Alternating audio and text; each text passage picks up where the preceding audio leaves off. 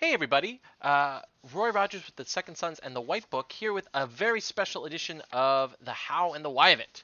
I am back to talk about a very important event that is happening this weekend, which is Dance with Dragons 5, which is the Northeast Championship Tour's next first ever online tournament. It was originally going to be held in March on Long Island, but thanks to the chaos and uncertainty of the world, and because we here at the Northeast Championship Tour are good citizens, we've moved the event online. And I wanted to make sure that I say a special thank you to Chris Vack, Oster Rostano, and the Olivers for their hard work organizing this event and getting it off the ground, including creating a special Dance with Dragons restricted list.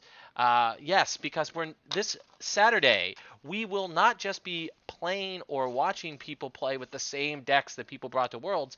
No, no, no. We have brand new meta created by the Dance with Dragons organizers, again, Vac, Austin, and the Olivers. And it's pretty exciting because it's a pretty fundamental shift in the meta thanks to this very aggressive restricted list that they came up with. So today's video, I'm going to talk about the restricted list. I'm going to talk about sort of some broad picture ways in which the meta would be impacted.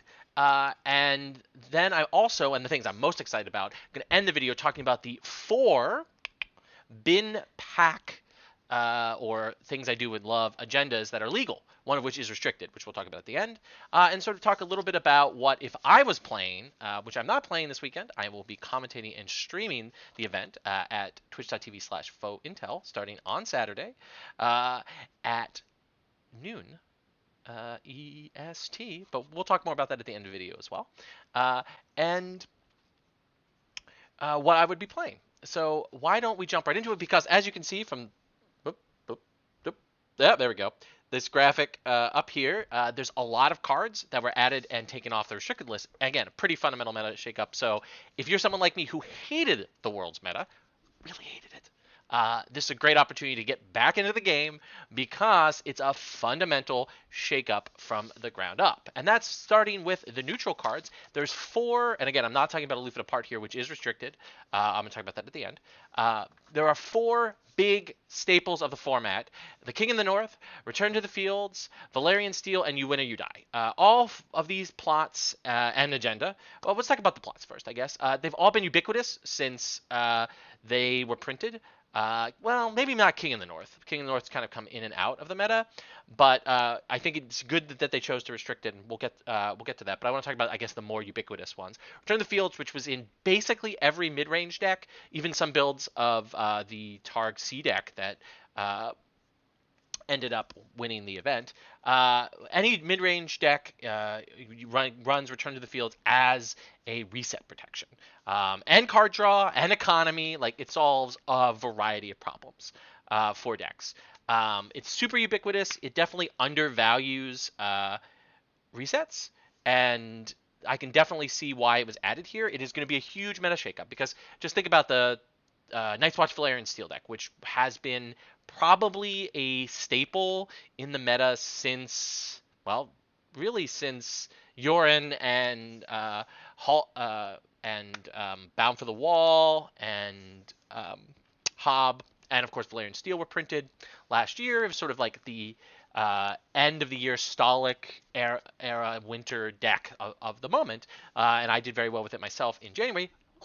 A lot worse at Worlds, but Eric Green, James Walmsley did really well at Worlds, and Tomas did really well at Worlds with Night's Watch Valerian Steel. Very powerful, and one of the important things that was really powerful about it was, of course, Return to the Fields, because it basically meant that you could extend into resets, flood the board turn 1, or maybe even turn 2 if your Haren's a little awkward, and then just basically be safe from your opponent's resets, except for maybe Wildfire. Basically for at least 2 turns. And even if you whiffed, just the synergies with that deck of, sacking a Yorin character, sacking a character with negative attachments, it's just the card was so versatile. And the fact that it really was not card disadvantage, even though you were sacking things, the cards were replacing themselves with drawing a card and giving you a gold, just makes it one of the most powerful plots probably ever printed, to be honest. It's up there with Trade Routes. It's up there with Uh, what's another one of that power level? Well, You Win or You Die, which is which is also on here, is also ubiquitous. Breaking Ties, there's another one. It's on the restricted list, so definitely. Or Littlefinger's Meddling. Like, it's not broken in the ways in which Littlefinger's Meddling, or oh my God, what is Alex's card called? What Wheels Within Wheels? There we go.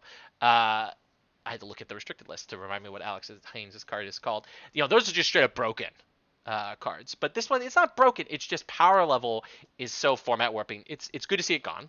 I'll say this now. I also, though, am slightly concerned because I do think actually one of the things that Return of the Fields did that was good for the meta is it made aggressive Valorine worse. And it gave most decks an answer, most decks that don't have access to easy non-duplicate saves, an answer to kind of aggressive, or my opinion, what I think bullshit valors. And it gave you an answer to that, and an answer that didn't have a deck building cost. Now, of course, Return of the Fields not having a deck building cost is why it deserves to be restricted.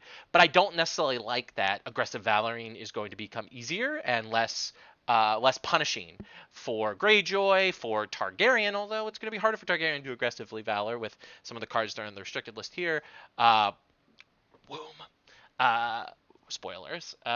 But I do not like aggressive Valors. It's a play pattern that I don't like, and so I just want to play my cards on the table. I do think Return to the Fields being restricted and in some ways being soft banned when you see some of these cards, these staples that are both pre-existing on the restricted list and are being added. So it in many ways is like a soft ban of the card, which is probably good for the overall health of the game. But I want to make sure people are aware that play pattern of aggressive Valors for decks that have access to easy saves is definitely going to make a pretty big return.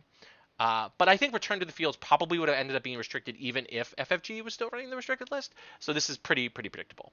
So another one that's a little less predictable, but I think is probably good for the meta is You Win or You Die.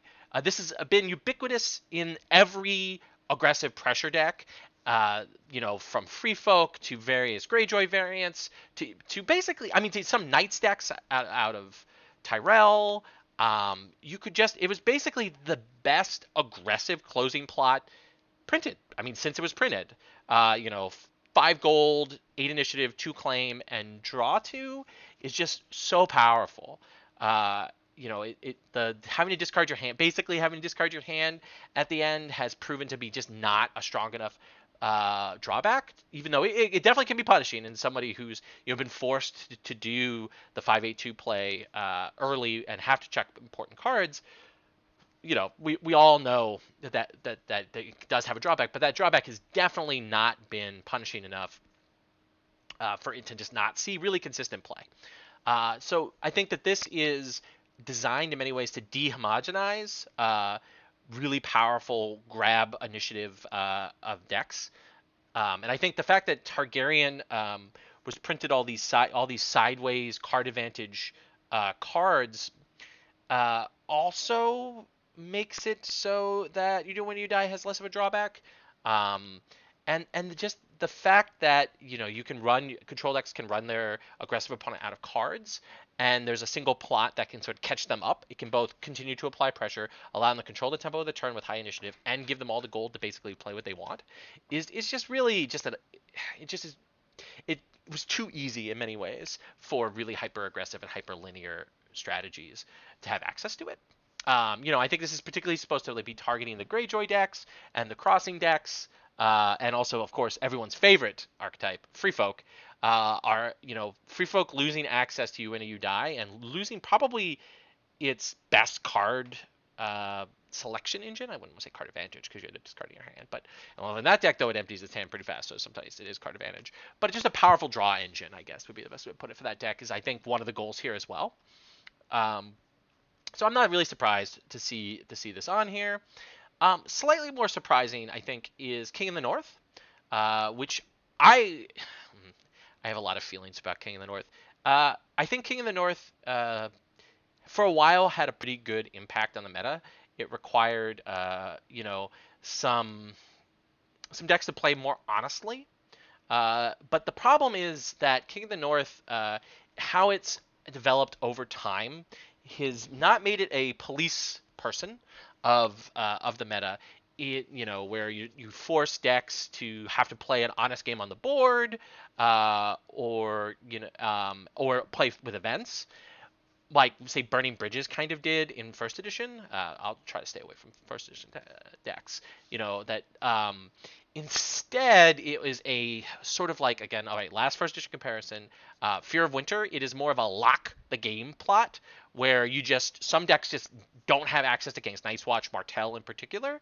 They don't have access to kings very easily, and the opportunity cost of playing a king attachment or a king is so obnoxiously high that, I mean, particularly for Night's Watch, but to a lesser extent Martell as well. I mean, probably they're equal, but it just shuts down their entire strategy and allows a faction like Stark or particularly Barra, and I do think the reason why this card is on here is because of Barra Cohort, but for Greyjoy for a while as well, to just sort of like grab a board advantage and then just lock it, so that you cannot really interact with them. A lot of the best control elements to interact with a Barra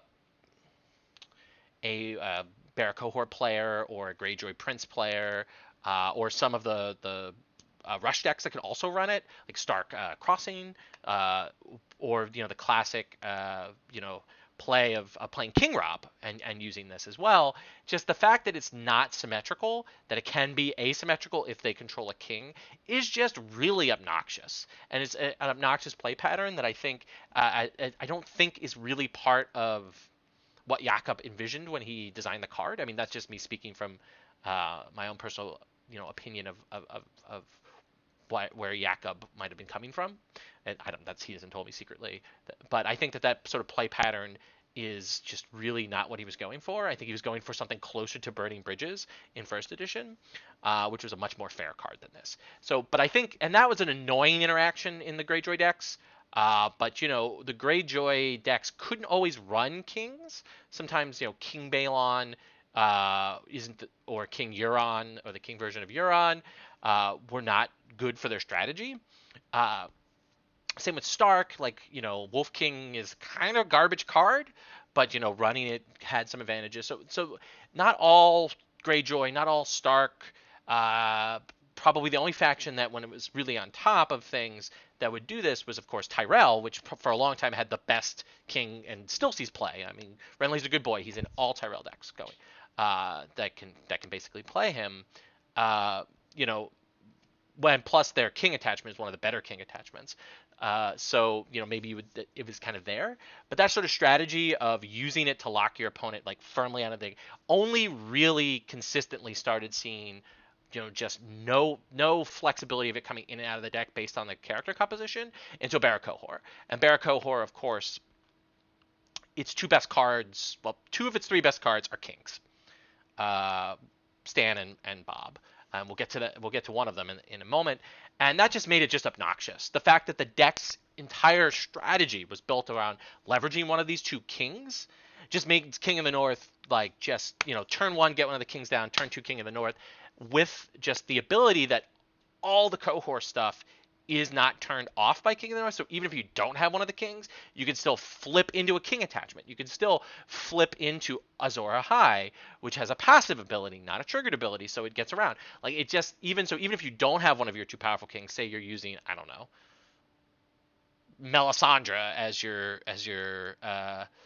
target for R'hllor, Azor Ahai Reborn, you still are able to get a lot of those synergies and a lot of that action off. So again, I think it's really Barra Cohort that made King of the North, which is always a card to watch. And I think there have been other times where it should have probably been on the restricted list. Definitely, it needs to be on the restricted list thanks to that deck. So the sort of those are the three neutral plots, and then Valerian Steel. Valerian Steel is on here as probably the second best agenda printed in second edition, behind Wars to Come. Yeah, it deserves to be restricted. Its power level is really out of control. And yeah, I mean, I'll be sad to see it go. It was one of my favorite agendas. It's just really powerful. And yeah, it's just, every faction, yeah, more or less every faction has at least an acceptable Valyrian Steel deck. Even lower tier ones like Lannister and Tyrell. I guess to a lesser extent Stark, Valyrian Steel.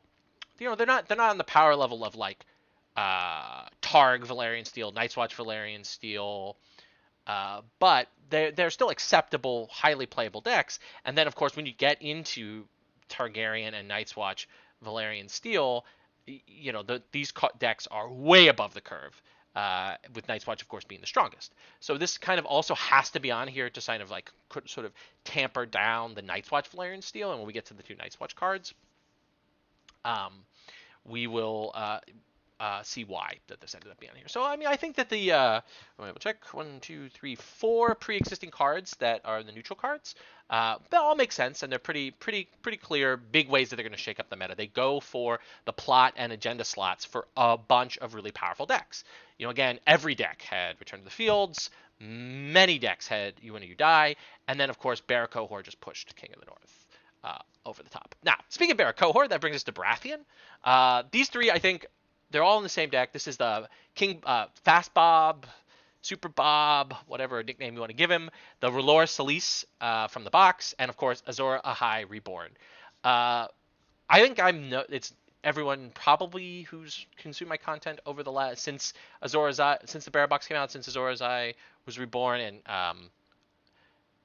Hanno and Andros sort of brought that deck really firmly into the meta. I actually made a video about it.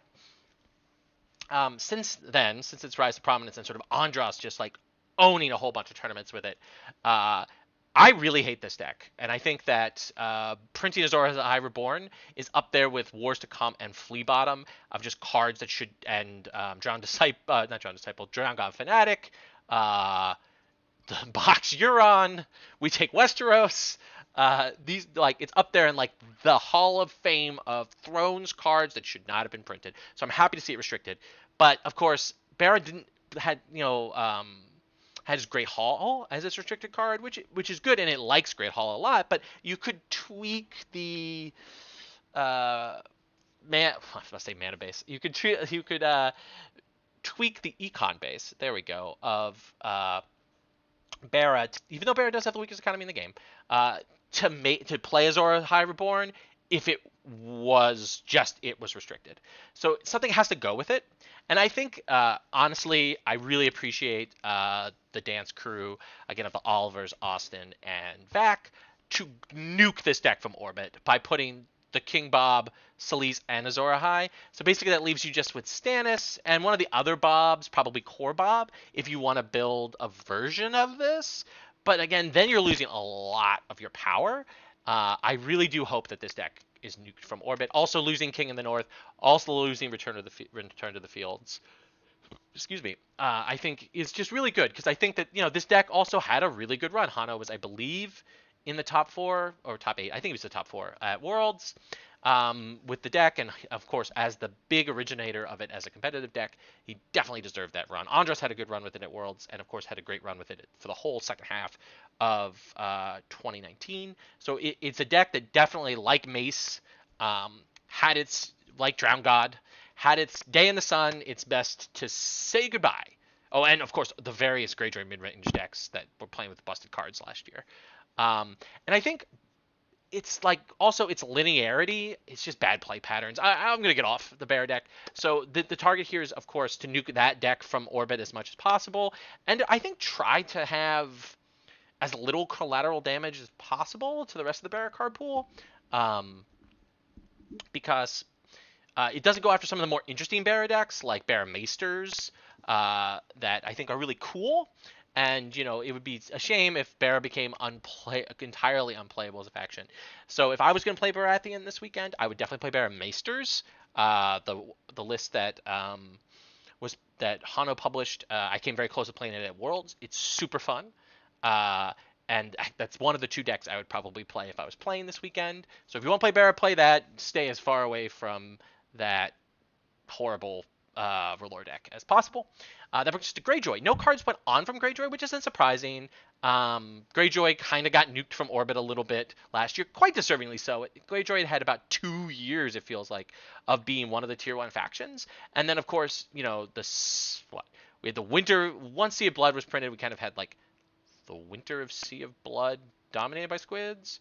Then we had the summer of squids, and then kind of a fall of squids before we kind of like, it was really before just like design took a really heavy hand with it, deservedly so. So what I am surprised about though is there is a card that came off the list, and there's a couple other ones that came off the list that we'll get there, that I think is playing with fire. Drowned Disciple, it came off the list. This is of course the power engine for Drowned God. Of course, Drowned God Fanatic and Desert Raider are still very much on the restricted list. But taking the power engine off is dangerous, because I think that you could probably build a Drowned God deck, which, you know, I love Drowned God. It's not my favorite passive power combo deck. That still will always be Mace, but I love Drowned God. And I think giving you the flexibility of either playing Disciple with Fanatic or playing it with Desert Raider is just, or some other restricted card, is really dangerous. Now, of course, you don't have Return to the Fields anymore either, so you can't do plays like you've got Naga's Ribs and you return to the fields and you sack 3 characters and you gain 3 power or 2 power. There's, you know, it's definitely the power level of Drowned God, Drowned Disciple. They're all the same name. I hate, that's what I meant. The main thing I hate about Drowned God is just all the cards look the same and the names are all the same. But anyway, Drowned Disciple, extremely powerful, extremely dangerous. This is the, you know, if the neutral and Baratheon additions to the restricted list are very heavy-handed, and the other way is also Targaryen at the end. Those are very heavy-handed. This is very open-handed, and perhaps maybe too open-handed. So we'll see if Drowned God makes a return. People like Mike Aruro are, I think, going to be playing this weekend, and we'll see if they can make those squid cards gain passive power as fast as possible. But that's it for Greyjoy. That brings us to Lannister. Lannister did very well at Worlds. The DC boys, as their last hurrah, brought Lannister Kingdom of Shadows. Kingdom of Shadows itself was not added to the restricted list, which is interesting. But of course, you know, the only really surviving consistent Kingdom of Shadows build after the nuke from orbit of just Tyrell as a faction that happened with the previous restricted list before Worlds. I mean, the only surviving Kingdom of Shadows deck on a competitive level was the Lannister one, which again Seth Lowe took a deep run with, and the other DC boys did all right with as well. Very powerful deck. 2 of the cards from it, Bowels of Casterly Rock, its Econ engine, and Tunnels of the Red Keep, which is kind of its challenge lockdown anti-burn card, are definitely added to the restricted list. And it's definitely just nuking that deck from orbit as well. I mean, the fact that it denies you trade routes, it denies you flea bottom. I don't know that you want flea bottom, but really trade routes. Denying you trade routes, and of course return to the fields, is a big deal. I don't think the deck necessarily survives it. It doesn't survive it in its other form, which is of course, with Bowels as your HRD card, HRD Bowels. I don't think it really survives either there. So just like, I mean, I think the deck is pretty neutered. You know, maybe it will cause people to shift, who love Shadows, shift into Martell Shadows, but that's been really sketchy. Since, you know, it's fun, it's a fun deck, but very sketchy. So I think that this is just another nuke from orbit, just to kind of shake the meta up, clear the sort of space. For those of you who hate Shadows play patterns, which is a sizable minority of second edition players, this is good news. The only Shadows decks I expect really to see, besides maybe Martell, would be ones that are pretty experimental and trying different things. So we'll see how that goes. So That brings us to Martell. So one Martell card.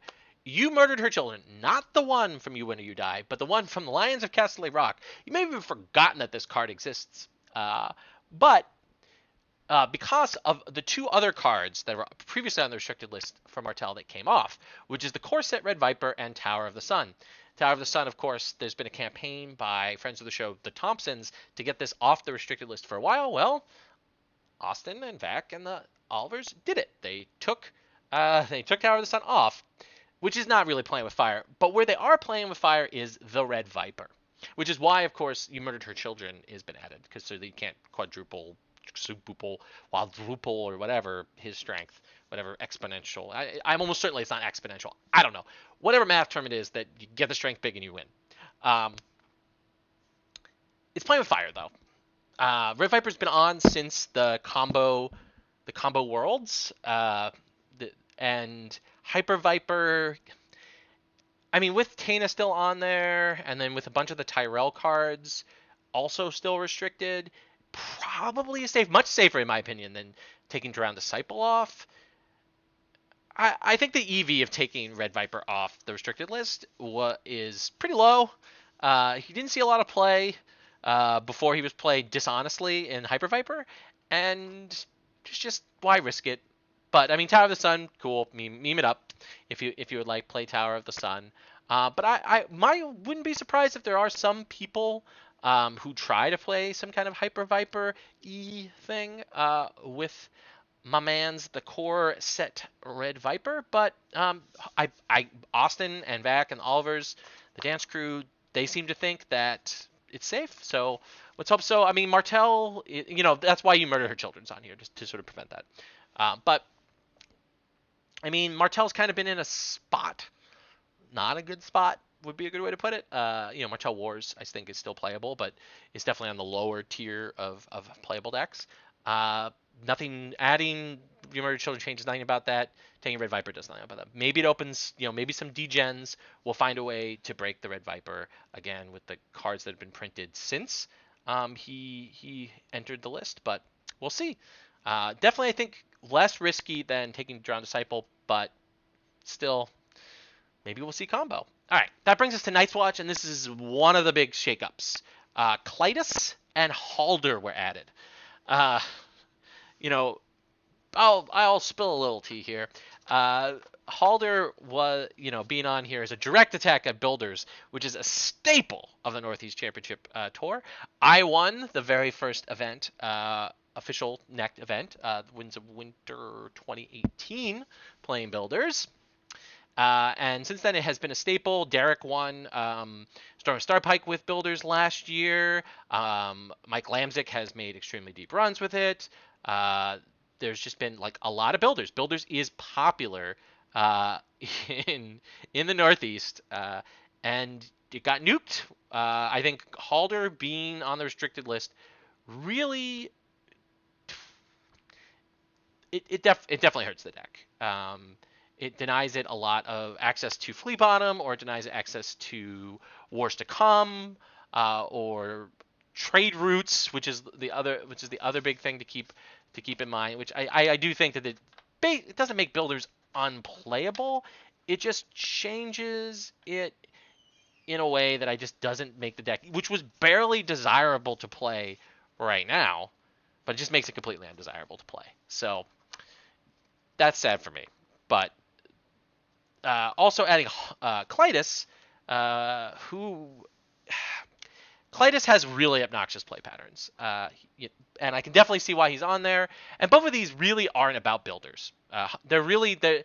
Halder is dying for Night's Watch Valerian Steel Sins, because the obvious synergy with a guy who kneels Night's Watch attachments to gain strength for your other characters, and the Night's Watch Valerian Steel agenda, the synergy is pretty obvious. It doesn't take a Hano or an Alex Black or an Aaron Glazer to figure out that that's a combo. And of course, Builders may die for Night's Watch Valerian Steel Sins. Clytus, stealing gold from people, is really obnoxious and has bad play patterns. I think Clytus, though, plays a useful role in the meta of both restricting Lannister Kingdom of Shadows and being a good answer to particularly early to Sea of Blood. So I actually think Cletus was a good card to have in the meta there, except unless you nuke those other two decks. And of course, that's what they did. He was also pretty good against other like rush strategies that wanted 1 or 2 gold. Stark for the 1 gold for that really annoying event. Why is my brain escaping? The one that gives them stealth and they draw cards. The name of it is escaping my brain at the moment.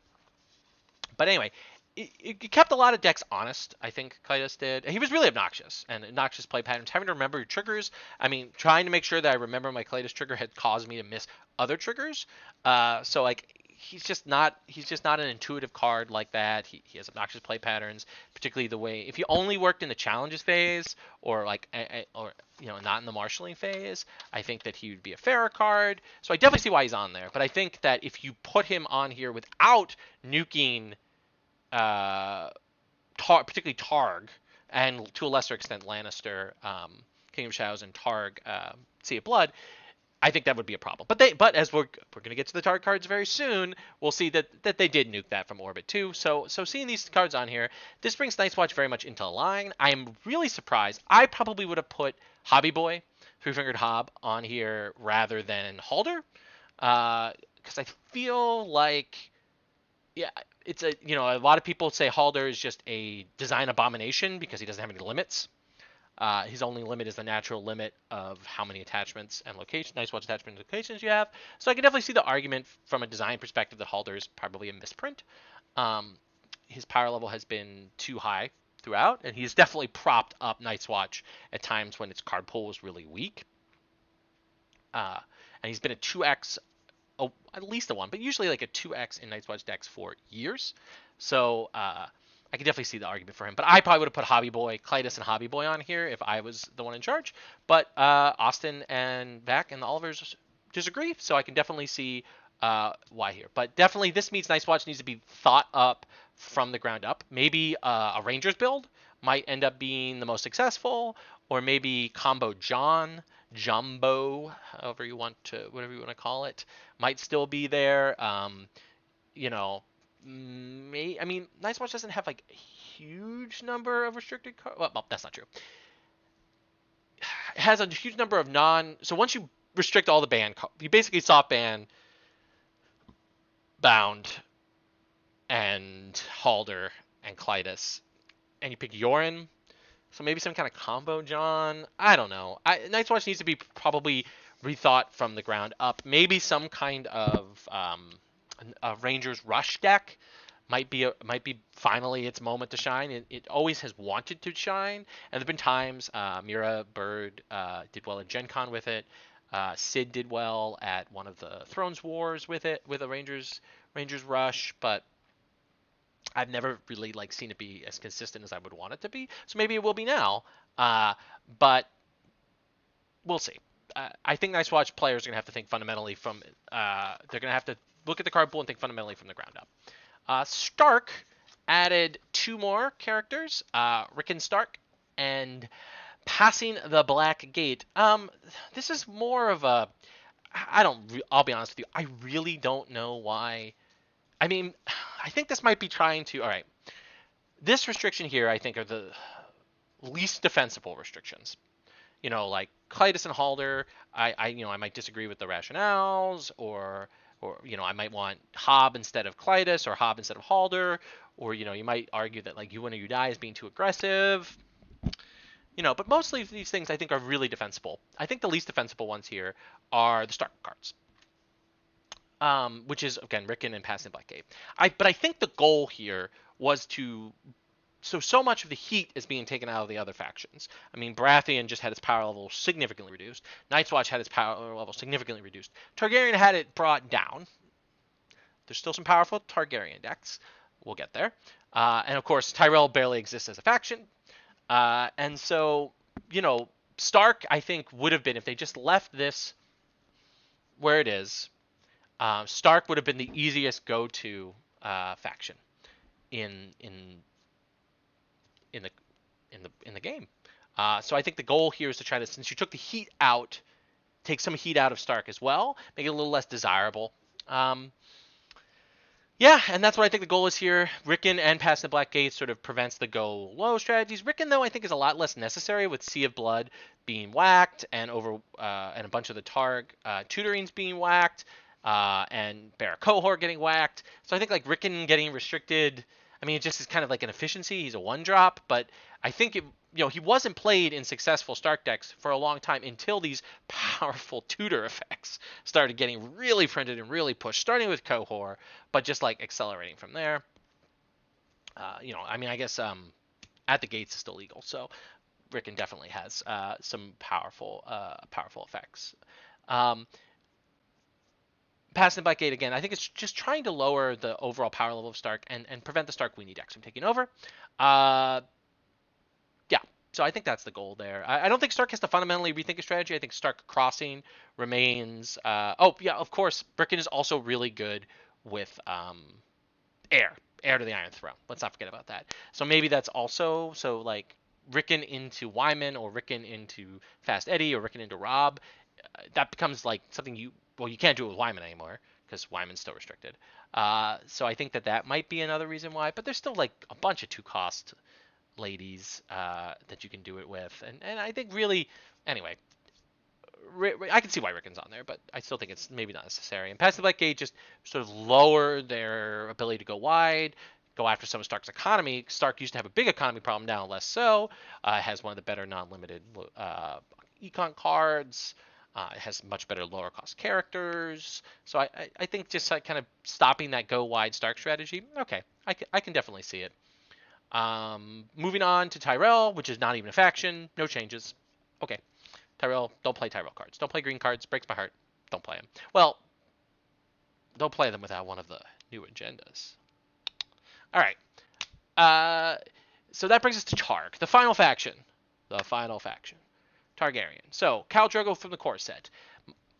Everybody's friend Kotho, overwhelming numbers, and Womb of the World. All restricted. This is, of course, going after, again, congratulations, Francis. And, of course, Alex Black, the Mummers deck that was a mirror match of Worlds. Final Table was a mirror match of this deck. It has, since the Targ box was legal, has just run over the meta. It is an extremely obnoxious deck, up there with, of course, Greyjoy. Greyjoy Sea of Blood, Stark Sea of Blood. Do we sense a thing? But also up there with, I think, to be honest with you, I think it's up there with combo decks and mid-range combo decks like Mace as like just one of the most obnoxious decks ever made. And the great innovation that Francis and friends did at Worlds that got them the championship and got them a mirror match at the final table was that thanks to Womb of the World, they can first turn Valor to prevent people from getting setups that keep parity with them, because Womb of the World provides you with free board presence and card advantage. So yeah. Anyway, Womb of the World getting restricted alongside Quotho and Khal Drogo, and really just, it really does nuke that deck from orbit. Deservingly so. It literally has a world championship. And congratulations to it. Sadly, it won't get a world championship deck printed, but it got a world championship. Congratulations go away for that deck.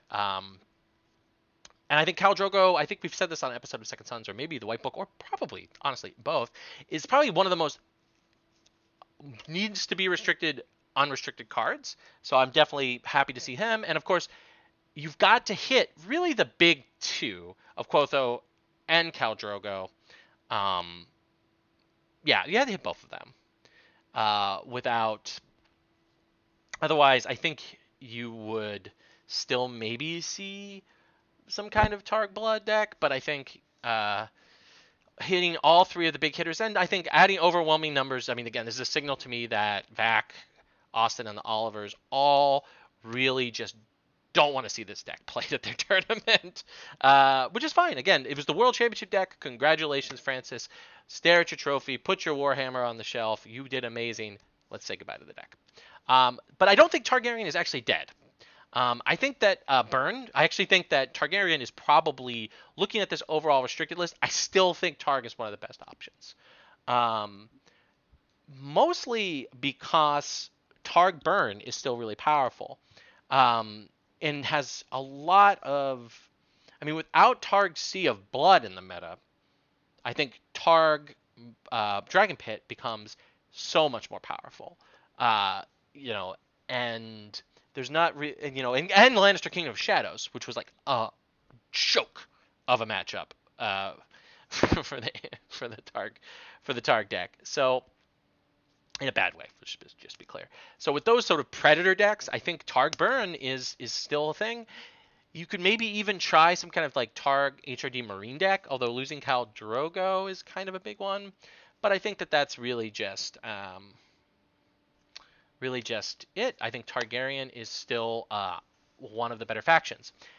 Probably slightly above the rest of them. I would probably expect to see people still playing blackish red cards up there. I think actually probably what happened here is, I mean, unless someone found a way to keep some of the decks alive, is what happened is all factors were probably brought back down to about the level that Greyjoy was at going into Worlds, which like a power level, synergy level, broken interaction level. There's still some powerful things you can do, particularly Targaryen. There's still some powerful things you can do still with Stark. There's some powerful things you can do with Greyjoy, and I think there is some powerful things you can do with Baratheon. But they're just not at the same level of heat as the other as they were going into the Worlds. And so I think, I expect to see a meta that is still, I think, predominantly Targaryen. Not overwhelmingly so, but I think they'll make up a majority of decks. And then the rest of it being some mix of Greyjoy, Stark, and Baratheon, with like maybe a few things sprinkled in there as well. I mean, look, the dark horse candidate could be Lannister Valyrian Steel. Now that all the other Valyrian Steel decks are garbage, Lannister, which I think I don't even remember what the restricted card I was playing in that deck was. I had Great Hall, almost certainly Great. It was Great Hall. Why am I even? Yeah, it is Great Hall. Swapping Great Hall out for the agenda, I don't think it's a huge loss. And maybe that deck will be a great dark horse candidate. But so again, I expect to see a lot of Targ, Stark, Greyjoy, Barra on Saturday. But the biggest meta shakeup to me isn't just the restricted list, it's the addition of the 4 agendas that we have from the bin pack. And so I want to talk real quick about them, and I definitely think that one of them is could be a really cool deck, and I'd love to see some people play it. So let's take a look real quick for those of you who aren't super familiar with those agendas. So the first one is Aloof and Apart, which is the only restricted one. It was just it was made legal but preemptively put on the restricted list. And it's, of course, reduce the cost of the first character with Printed Strength 6 or higher. You marshal each round by 2. Each character you control with Printed Cost 6 or higher gains prized 1, which is when they leave play, your opponent gains power. So this is, kind of like a free Great Hall. And of course, it kind of had to be restricted preemptively, not necessarily like on a power level basis. I think like if Great Hall didn't exist in the format at all, like if it was just banned or not printed, this card didn't need to be restricted. But the fact that you could build, say, like a Greyjoy deck, take Great Hall as your restricted card, and then play Aloof on top of it is just like way too powerful with a bunch of those, 6 drops. So like the fact that you can get a 6 drop for 2 gold, the first one you play that turn is like really busted. And I think actually the fact that this should go to immediately would be Stark. So Stark is still glutted at the 6 drop spot, and I think losing Rickon and losing access to passing the gate and Great Hall and Wyman is not the end of the world. Like I think you could build a mid-range Stark deck that has some serious power, that uses this as a supplemental economy, and can maybe have the ability to generate some extra power by your characters leaving play, so you can steal them. So I definitely think we'll see some Aloof and Apart play. Maybe Tyrell, like a Tyrell mid-range deck. that uses this. I could also see because Tyrell has some good top end, but actually I think Tyrell will be pulled a little bit more towards one of the other agendas that we get to. So I think Aloof and Apart is going to not make a huge splash. Excuse me, but we should see, you might see just like a little bit of play. It's not the one I'm most interested in. The one I'm really interested in, and if people have put the time into, Dark Wings, Dark Words, which is kind of like Valerian Steel for events. Your minimum deck size is 75 cards. You cannot include more than one copy of each event by title and reaction. After you play an event, draw one card. Limit 3 times per round. All right, so it's Valerian Steel without the like turning attachments into ambush because events kind of already have ambush. They're events. This card was extremely powerful first edition. I'm excited. If people put in the effort to figure out like what's the good, say 15 to 18 card event package, so a bunch of the 0 drops, like I think you could actually, this is like maybe where Tyrell might pick up some stuff. Tyrell has some really like weird events. That Martell also has some weird events. Like I think that there's some really cool things you can do with this agenda. And if someone just like picks like the 7 best neutral events plus 7 to 9 in-faction events, or 9 neutral events and 7 whatever that mix is, whoever figures that out, I think will get a lot of EV in this tournament. Because I think, again, the ability to draw a card, replace all the events you play is really, really powerful. And of course, you can play it with Littlefinger's Meddling right now because it is not restricted. If that's something you want to do, I'm not saying that's something you would do because there's other like just generally more powerful cards. Because like what Dark Wings did in first edition, and what is similar to what Valerian Steel did in second edition, which is actually promotes mid-range gameplay. It's not like a combo sort of thing. Like my friend Kyle Vansel's the best deck ever made in any card game ever, Stark Wings, was what we would call in second edition a mid-range deck that used the weird events to provide card advantage in the sense of them replacing themselves and churning through your deck, but also just having like weird effects that actually, having to play it with no ability for it to replace itself or probably is too low, but it's like almost playable if you just draw a card on top of it. There's tons of events, particularly like 1 to 2 gold events that are fine, but they're not worth the deck space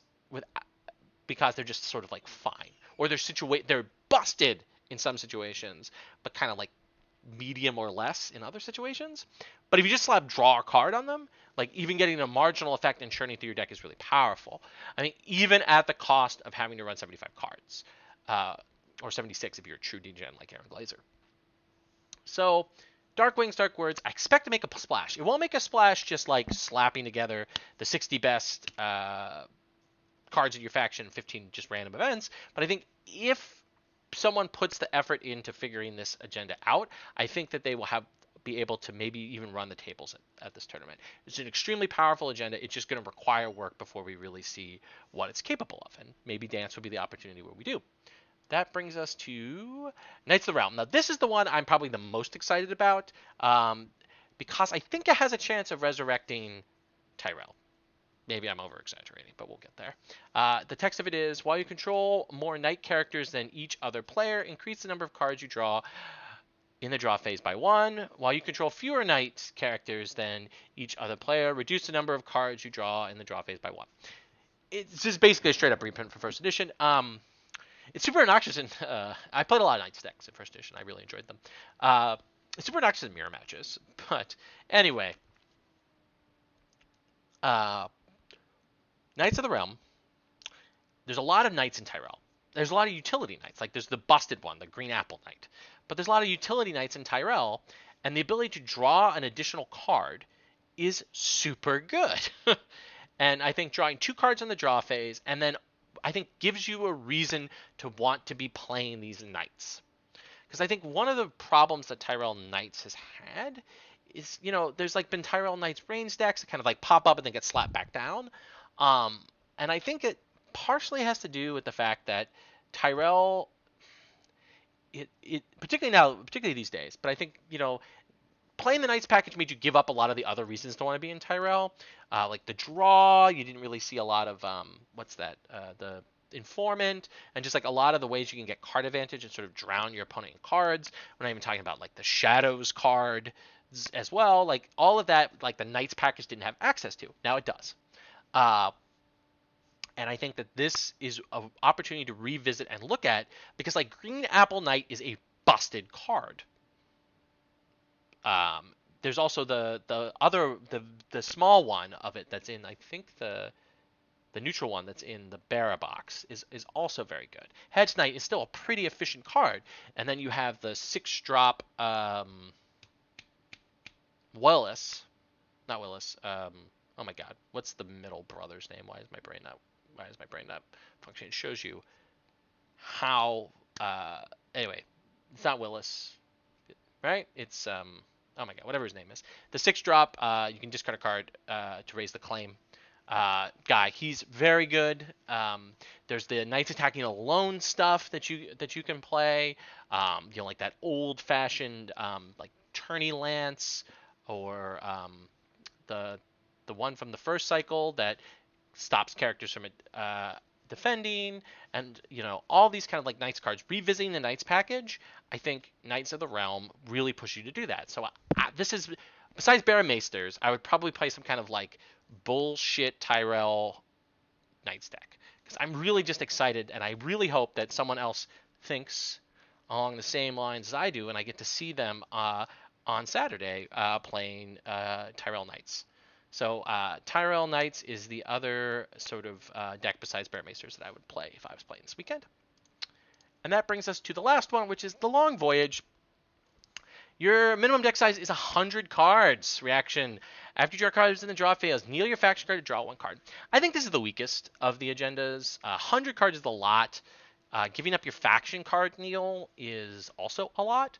It's a big ask, as you might say. And yeah, so I think this one's going to make the least big of a splash this weekend, because I think that for this to be busted, so you only also have one faction's card pool in first edition, or second edition rather, so you only have neutral cards and your faction. So again, I don't see this making a big splash. Maybe somebody will figure something out. Drawing 2 cards a turn is powerful, but it comes at a really high opportunity cost. Like Knights of the Realm means you just play Knights, but you can play any Knights. Here you don't give up your faction card kneel. You can run 60, 61 cards. Here you're running 100 cards and giving your faction card up. So I think that that's probably too powerful. But we'll see. It has the potential. Anything that says draw a card on it could do things. But I think if you want to play a busted card advantage-y, churn through your deck agenda that slightly increases your deck size, go with Dark Wings, not Long Voyage. So that sort of brings us back to a discussion of where the meta sits at Dance with Dragons. I've gone over all of the cards that were restricted, pulled on the restricted list, put on the restricted list, where I think I see the meta is. I think Targaryen is still in a really good spot. I think Greyjoy, things have kind of been brought down to Greyjoy's level, and Greyjoy is a solid option. Maybe somebody will break Drowned God, maybe somebody won't. Maybe I'm being too much of a scaredy cat. I think that Baratheon is still powerful, but it needs to be rethought. Look at that Baramaesters list by Hano. I think Night's Watch, I think, probably lost most of its power, but it's still got Yoren, and Yoren's still busted. And so maybe some kind of like New John focused deck that uses Euron, or some kind of Rangers deck will also be very good. Stark, I just think you trim out those Rickons, find 3 cards to replace them, and I think most Stark decks are going to still be in a pretty good spot. And Tyrell, I'm excited about the potential of Tyrell Knights. I really hope that somebody figures it out and breaks it, and I get to commentate them running over people playing green cards, because I think green cards are ready for their night in the sun again after kind of up there. Greyjoy's had a lot of the power taken out of it in the format over the last 2 years, but I think Tyrell is definitely the biggest one there as well. So that's a big overview of where the game is going into Dance with Dragons.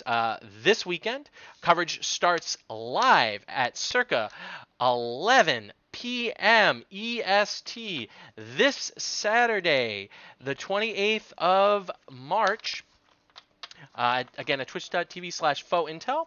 If you'd like to sign up for the event, you can find all the details at facebook.com/NECT and I will, of course, be commentating live all day long, starting again at noon. I'll be joined by World's runner-up Alex Black and maybe some special guests as well.